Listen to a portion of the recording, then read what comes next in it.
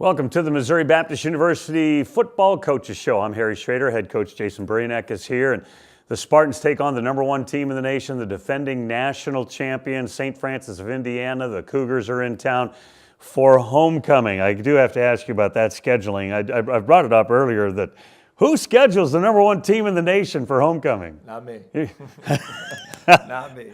You're froggy, I'll give you that. Let's talk about that program, because that's obviously the standard. That's what you want to go for. You want to see your team, your program turn out like St. Francis.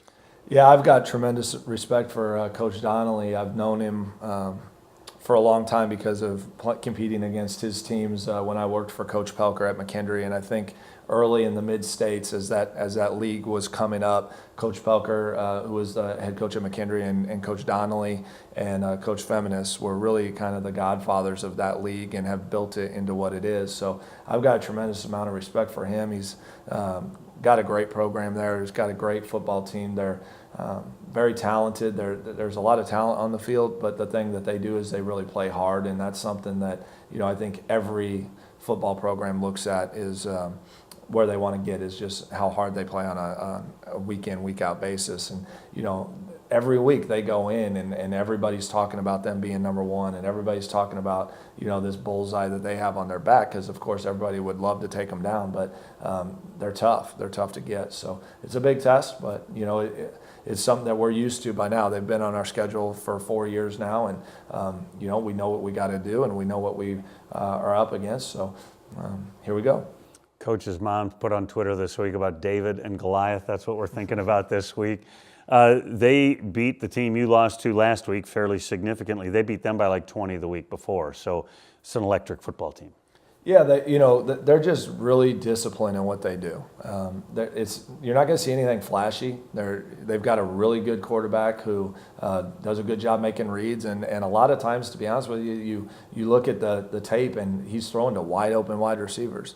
And it's not necessarily a complex scheme, but I think they've got good athletes. They know what they want to do, and this guy's a senior. He's got juniors and seniors around him, so they've had a lot of time out on the practice field throwing balls to each other. And they do give you some problems because you want to get pressure on the quarterback, so you might bring blitzes, and that creates single coverage, and they're able to maybe find a win somewhere. But they're a lot like the New England Patriots. Nobody's going to jump off the screen and say, wow, this guy is an unbelievable athlete, but they've got a really good quarterback, and they've got receivers that are on the same page, and that makes it tough. Saturday, when you were talking to Guy Danoff at halftime, you told us your team was horrible in the first half, and you were looking to see how they responded in the second half. How do you feel like they responded in the second half? I thought they responded well. It's always a tough position to be in when you play as poorly as we did in the first half, and had so many self-inflicted wounds, so to speak, that how you bounce back and how we attack that second half was going to be a real indicator of who we are.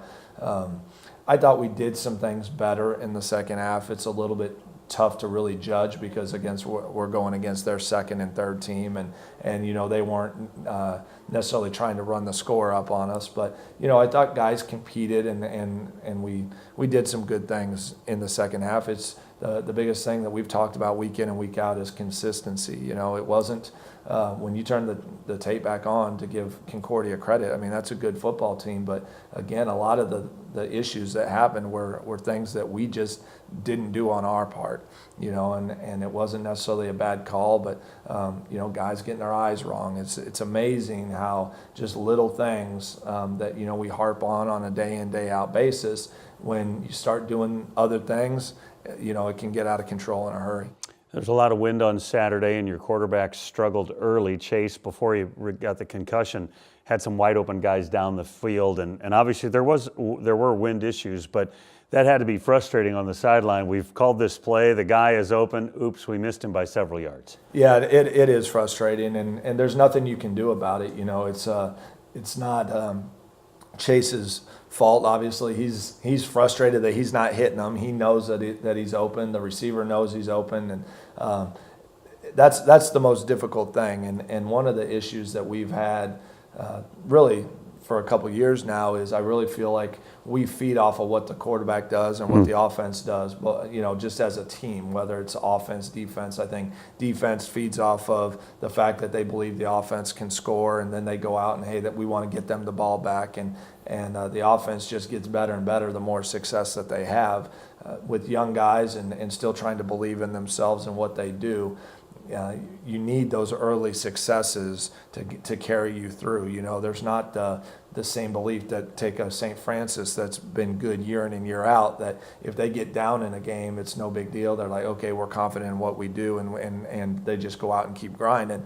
That's not really the position we're in right now, and we just got to keep building the guys, keep believing in the guys, and I think sometimes that puts a lot of emphasis on the quarterback as well, because they feel that pressure to go out and make plays early on, and then it kind of compounds itself when they miss, and that's just Chase being a competitor, and the other quarterbacks the same way. So he's doing everything he can. Obviously, he would love, and we would love to have those throws back, but that's how the game went. Chase Brown did get a concussion Saturday. You have put Brent Eisen in as the starter this week, and he did some good things near the end of that game. Yeah, Tim's a smart guy. We haven't really seen him a lot since Lyon, obviously, in a game situation where he played the first half and probably played the worst first half of his career that he's ever played going back to high school. But, he's a guy that is just, he's a worker. He's a coach's son. He doesn't get too high, doesn't get too low. Even in after that game, he said something about, hey, just believe in me. I'll do it. And he's going to get his chance. And when we've put him in those mop-up type roles, he has done a really good job of moving us and making some plays. So I've got all the faith in the world that he's going to get it done, and he can keep learning from it. Early in that game, you had some success running the ball with Austin Schultz. You guys got down, and so maybe you get away from the run a little bit. But I thought he was running hard, and you guys were doing some damage on the ground.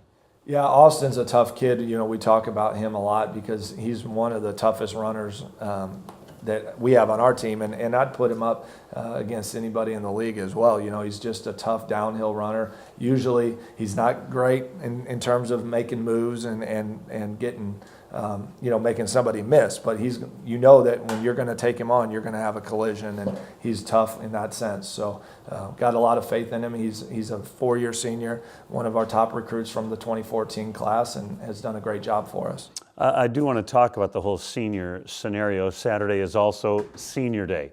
Some of these guys have been with you 5 years, because you had some of them before the season, before the first season. Just talk about that senior class.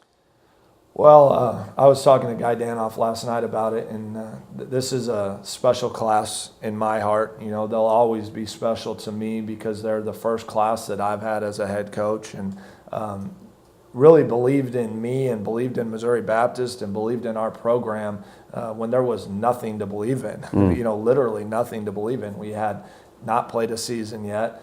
We didn't have the facility that we have now, and they believed in an opportunity, and I think that just speaks volumes to who they are as people and who they are as competitors and as football players. And some of them haven't played as much as others, and others, down the road you might say, well, so-and-so is a better athlete, because we keep getting better athletes in, but some of their heart and the way they go about their business will forever be an impact on our program. Connor Bobstand is one of those guys, and sometime this week or the next week he'll pick up his 200th tackle. I mean, he's just been a mainstay on the back end of your defensive side.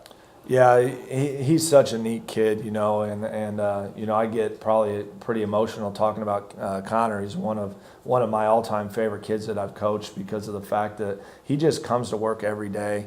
Right before coming down here, even he's sitting in my office and he's asking questions about stuff he saw on film, or hey, what can we do better? And I've had the honor of being not only his head coach and for a lot being involved in the defense, but also being his position coach for 4 years, and just such a fun guy to be around, such a football smart guy. And we were talking about him as a staff this morning about how important it is to keep developing these young guys, because Connor really was not even close to being the player as a freshman, sophomore. He didn't understand always what we wanted him to do. He was in the wrong spot, like a lot of our freshmen are now. And but now as a junior, he's really reliable, and as a senior, he's like having another coach on the field, because I really don't coach him anymore. You know, there's times where he's come and told me, hey coach, no, this is how we got to do it because of this formation or whatever. And it's, you know, it was my mistake. So he's corrected me at times, but he's just a fun kid to be around. And so many of them are like that. Talk about Saturday's game just a little bit longer. Defensively, what does your team have to do? And who are some of the guys that maybe have really played significant roles defensively for you this year? Well, defensively, I think the number one thing is what we talk about every week. We got to run and we got to tackle, something we did not do very well on Saturday. We had opportunities at sacks and we missed sacks, and it gives up, you know, big plays in the pass game.